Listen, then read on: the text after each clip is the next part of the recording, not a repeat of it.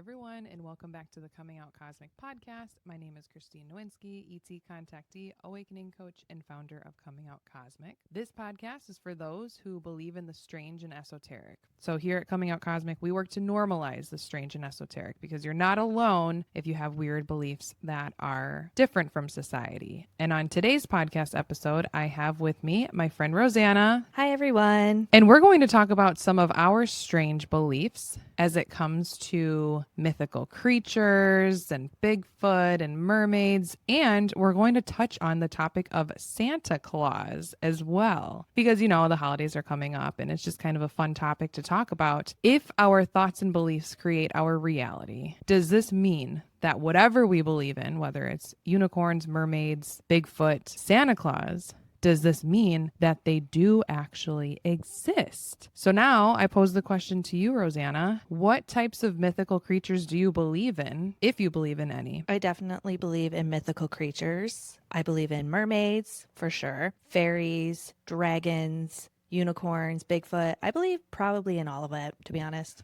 Yeah, I do too. Let's talk about mermaids for a second, because I actually heard this story, or as a conspiracy, whatever, like that you find on Instagram. Somebody posted that the high upper echelons of celebrities, so the super duper rich people, there was like a party that happened, and some like normal person went to this party, I guess, and they reported back they had went into this celebrity's kitchen. And I'm sorry, I don't have very many details. It's very foggy as to when I saw this post, and also postpartum brain is playing a part of this as well. But this person went to like a celebrity party, and they went into this one kitchen and they opened up this, it was like a big fridge, and it was filled with mermaids.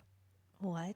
It was like filled. Yeah, I know that sounds like weird, but maybe it wasn't like a big fridge, but it, like, the way that I envisioned this scenario happening as I was watching the video, because, you know, I was like envisioning it as I was like watching, because they don't actually have film of it, but it's like this person opened up this big like fridge door, and then there was like a pool of mermaids, and it wasn't like a good experience. It almost looked like these celebrities were like gonna eat them, or like, it was just really, really bizarre. Well, also, I do believe when people think of mermaids, you can think of Disney's Ariel, Little Mermaid, or like, I know there's the series Sirens where they're more ugly and, well, I actually never seen it, but ugly and scary looking. So it really depends on what you think of a mermaid. Oh, the sirens with the humans? Yeah, so the sirens are like the bad mermaids where they try to pull sailors down. Yeah. I did actually watch that Netflix show. I didn't really understand it, to be honest. The women, they were pretty, but they used their beauty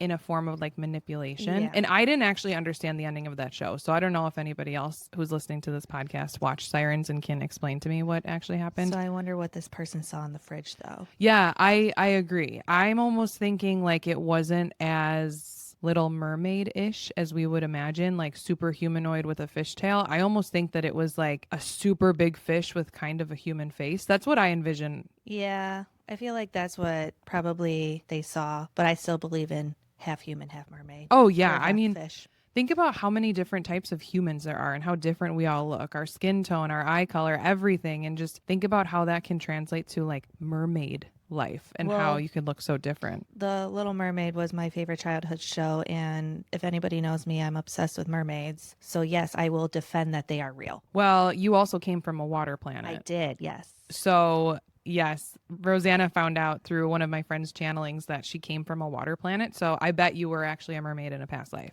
I wouldn't doubt that. So mermaids, yes, real. Totally believe in them. Let's move into fairies. My first experience with learning that people believe fairies are real happened years ago. Because I'll tell you that even though I am very open-minded, I wasn't always this open-minded. Like, I thought that it was really bananas that people would even think mythical creatures are real. And one time, this was like 2012, I was in a crystal shop with my first boyfriend who opened up the door for me and my spiritual awakening. So me and my first boyfriend were in this crystal shop, and the crystal store owner was pulling some oracle cards for us. As she was pulling the cards, one of the cards popped out and landed on the floor. We were like, oh, okay, let's grab grab this card for you. Here you go. Like, put it back in the deck. And she was like, no, no, no. Like, that's a significant card. Like, when they fall out of the deck, you're really supposed to take a look at it and consider the message. So as we were like picking up the oracle card off of the floor, the store owner was talking about how things in her house fall down all the time. And me and my boyfriend at the time were like, what? Okay, so what do you mean? And she's like, well, there's always like this trickster fairy who comes around in my house and just like knocks shit off the walls all the time and just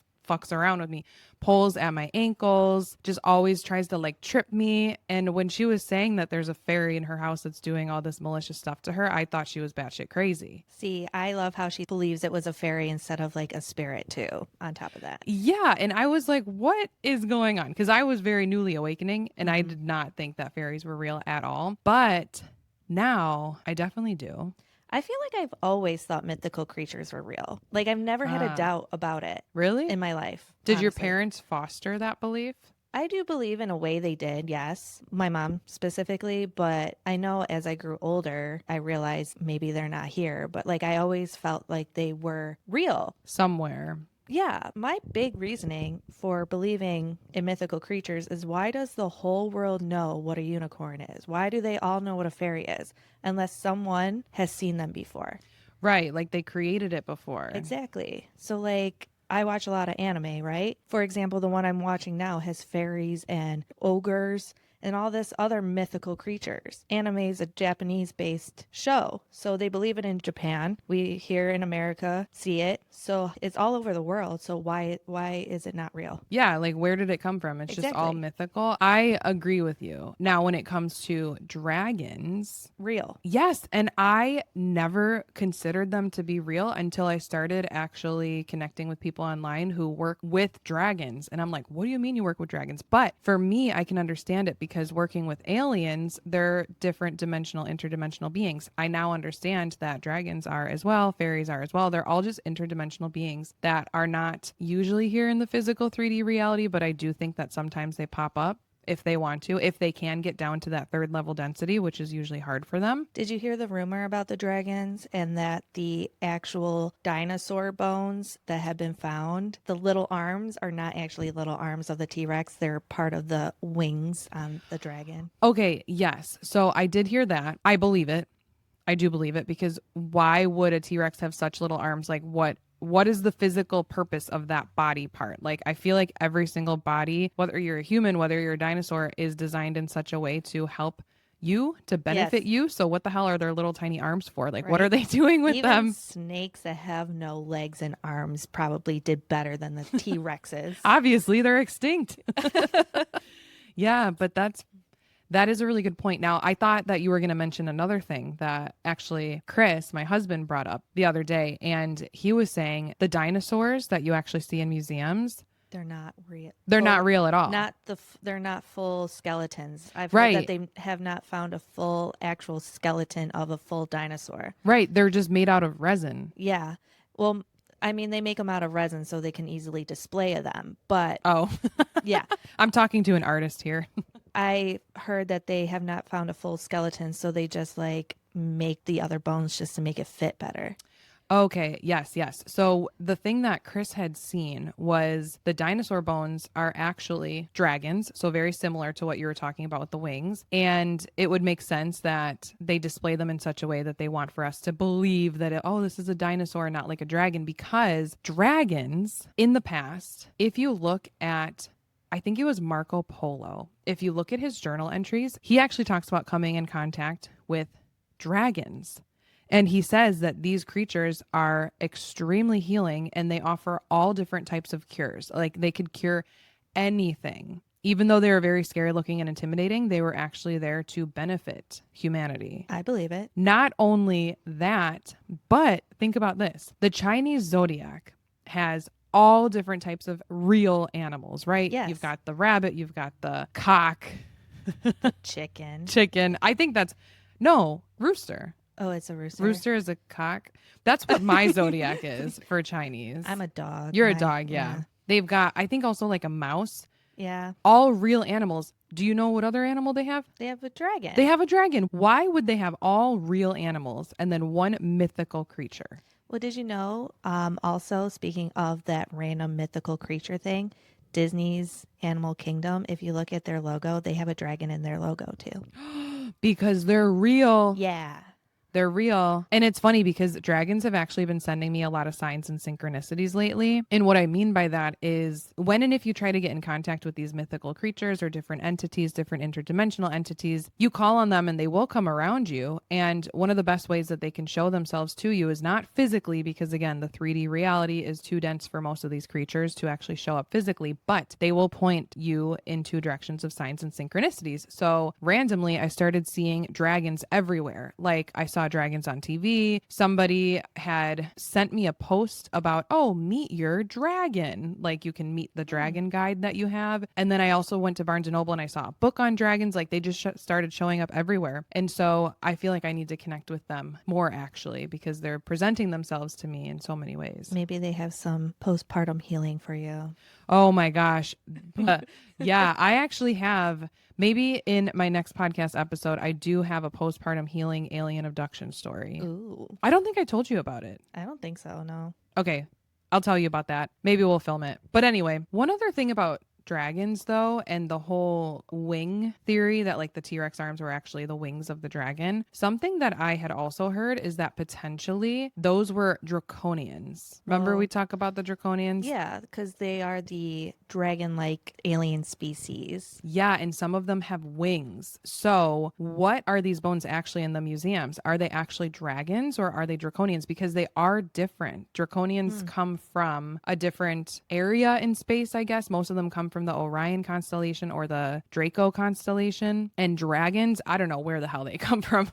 I don't know. They're just cool. Yeah, dragons are not alien, but draconians are alien. They're extraterrestrial beings. Well, wait a second. Would dragons be extraterrestrial? I don't know. I look at them as mythical. I think they're mythical. I think they're not part of the alien category. I think they're part of the mythical with, the fairies, mermaids, Bigfoot, the phoenix. But I do believe that they are all in a different dimension, and that's why we can't see them. They're so magical because they are magic. Mm-hmm. Sometimes when I have a thing go missing, I don't think I lost it. I just think the fairies wanted to borrow it and they'll return it. And you want to know what? Oh my gosh. I find it after a while. So funny story about that, because this is reminding me of the podcast episode that I did with Kelsey with the dark entity that took all of our stuff in Mexico. If you haven't listened to that podcast episode, it is funny, guys. We talk about my poor friend Kelsey. We talk about just how she was harassed by a dark entity for 6 months after we lived in Mexico. Well, we went on vacation in Mexico, I should say. This entity was taking our stuff, and we do believe that our stuff, because it was missing, never found, we think that the entity took it with him to a different dimension. And the other day, Chris, my husband, he lost something. What did he lose? Oh, he lost his AirPods. And in the podcast episode, we talk about how Kelsey lost her AirPods and how the entity took them. And so Chris was like, God damn it, where are my AirPods? They're probably in the other dimension with Kelsey's AirPods and with your sunglasses, because the entity took my sunglasses too. And then sometimes when they return it, I swear they make multiples, because sometimes, I'm not even joking, when I find what I was lost, I have a second one. Oh yeah, that's like a weird Matrix effect for sure. Let's talk about Santa Claus. And all those mythical things like Santa, Easter Bunny, Tooth Fairy. Yes, because if we're here saying that we believe in dragons and fairies and mermaids, can we say that we don't believe in Santa Claus, Easter Bunny, and the Tooth Fairy? Like how, I feel like that's a bit hypocritical. I agree with that. I believe that there are people that believe in mythical creatures, but then don't believe in Santa. I still believe that there's a Santa Claus, Tooth Fairy, and all that stuff. I do. Yeah, because think about it this way. So again, if we live in a quantum reality where our thoughts and beliefs create our reality, anything that's in the mind can be created and it's projected elsewhere, whether it's in this 3D reality or in a different dimension. Where the hell is Santa Claus? Yeah, and I do believe he does come visit at Christmas, but only to those who actually believe. It's kind of like, I don't know, I was watching the Santa Claus movie the other day, and I believe it. Because they say adults don't believe it. That's understandable. But the kids that believe it keep the magic alive. Yeah. Oh my God. I got the chills. As you said that. Okay. For those who may be new listeners, whenever I get the chills, it's usually validation from my higher self that yes, we're hitting on something, that yes, something is correct. Oh my God. That's really cool. So I wonder if anybody has any stories of like a real Santa Claus that they can't explain. Because we hear like, oh, alien stories and Bigfoot stories. Where are the Santa Claus stories? Because you want to know my thought as children opening up gifts. The parents do not want to admit that they bought all the presents under the tree. But you're telling me that with children that actually believe, there's definitely a gift that you get that neither parent bought, but the one's like, oh, that's a cool gift so and so got. While the other person's like, oh, that's a cool gift so and so got, not realizing neither of them bought it. I think that you have some validity there actually. Yeah, or like the parents like, "Oh, that must have come from dear Aunt Joe or something." They don't Yeah. remember where it came from. Yes. Yeah. I believe that has happened because the parents don't want to ruin the Christmas spirit. So they just, oh my God, Santa got you that. That's so cool. And then in their mind, they're thinking their significant other got it for their child. I agree with this. I do believe that Santa Claus is real in some dimension. So when my friend channeled and tried to get some answer about where is Clarity. yes, to get some clarity about where is Santa Claus? Is Santa Claus real? The answer that came through is that yes, Santa Claus is real. He just lives on a different timeline. Yes. So now this is interesting because then we get into the discussion of timelines versus dimensions. And the way that I understand it is that timelines are a potential possibility for the life that we're living right now. So you and I, there's all different sorts of timelines going on. There's a timeline where I'm sitting on the right side of the couch, you're sitting on the left, vice versa. It's all within this third dimension. So now what Laura channeled, if I'm remembering correctly, is that Santa Claus is on a different timeline. He's not even necessarily within a different dimension, which means that there is a Santa Claus that can come around in the 3D who can actually give gifts. And that goes back. Oh my God, I'm getting the chills. Oh my God, this is so cool. So this goes back to what you're saying about when kids are receiving like a magical present that nobody remembers giving them. I do believe that Santa Claus can actually leave those gifts. Yeah. And it's all with the belief when you believe, like you said, thoughts and beliefs create your reality. So when those kids believe Santa came, Santa came. Exactly. So now this is a big dilemma for me and my beliefs, what I talk about on social media, because I believe anything is possible. But now, how am I going to communicate this to my children? Like, I don't want to lie to them about Santa. I don't want to lie and be like, oh, Santa Claus brought all of these gifts for you. Because if I bought the gifts myself, like, do you know what? I guess I don't know. I'm in a pickle here because my husband doesn't want our kids to believe in Santa Claus for the rest of their life because he doesn't want our kids to be the weird kids. That's rude. Well, I mean, he's got some point here. Do you remember back in like elementary school and like when there was like a kid who believed in Santa Claus too long, they That were was kind of like, me. I was gonna say that probably was But you, I was wasn't never it? bullied.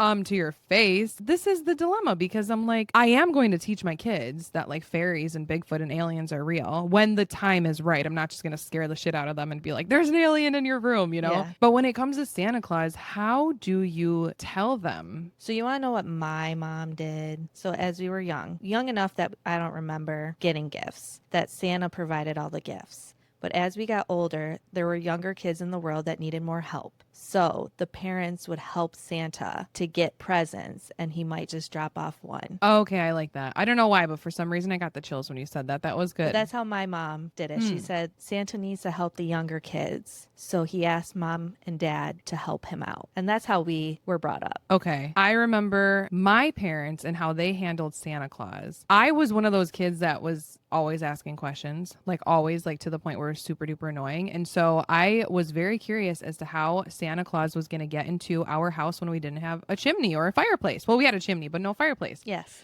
So my mom would tell me like, oh, you know, Santa Claus just uses magic to open up the front door. And that actually kind of scared me a little bit because I was like, what? But the front door is locked. Like he can just like walk right in. Can't anybody do that? So I don't know.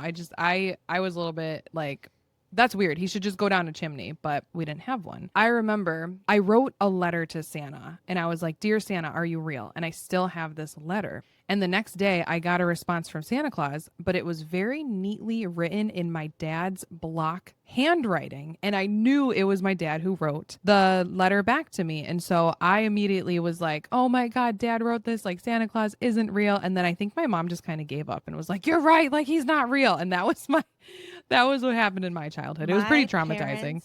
never told me that Santa wasn't real. My mom, you ask her today, she will still believe in Santa.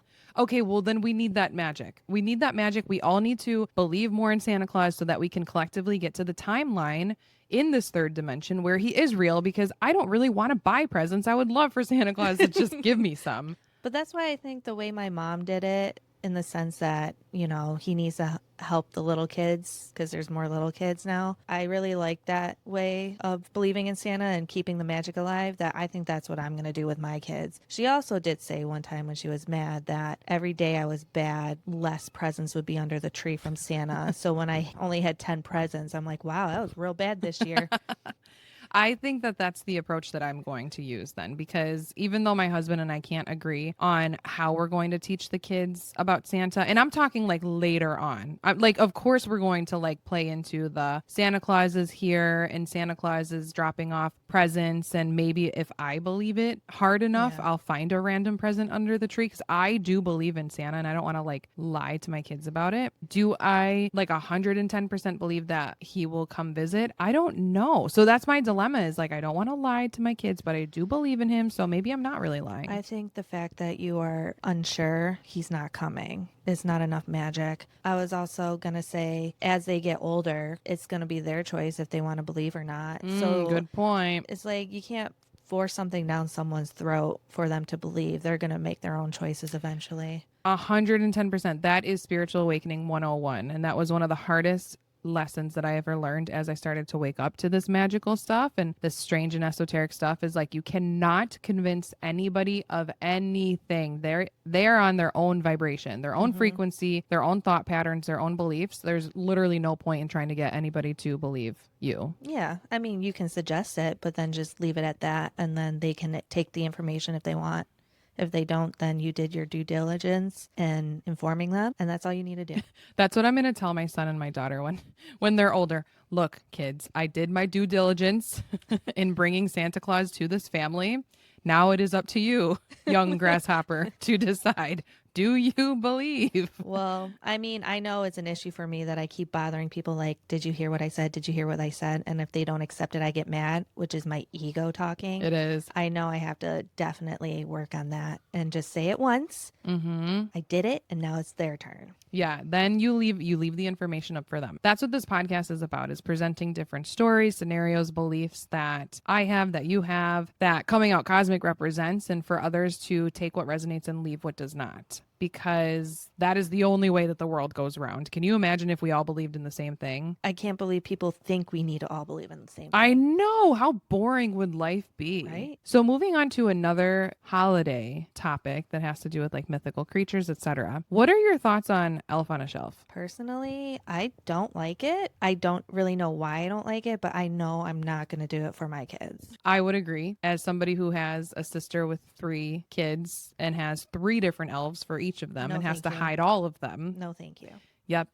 She says never introduce Elf on a Shelf, but there are people in the spiritual community who do not like Elf on a Shelf. Do you know why? Because they think they're bringing in the Fae. Is that the Faes are the bad fairies? Yes.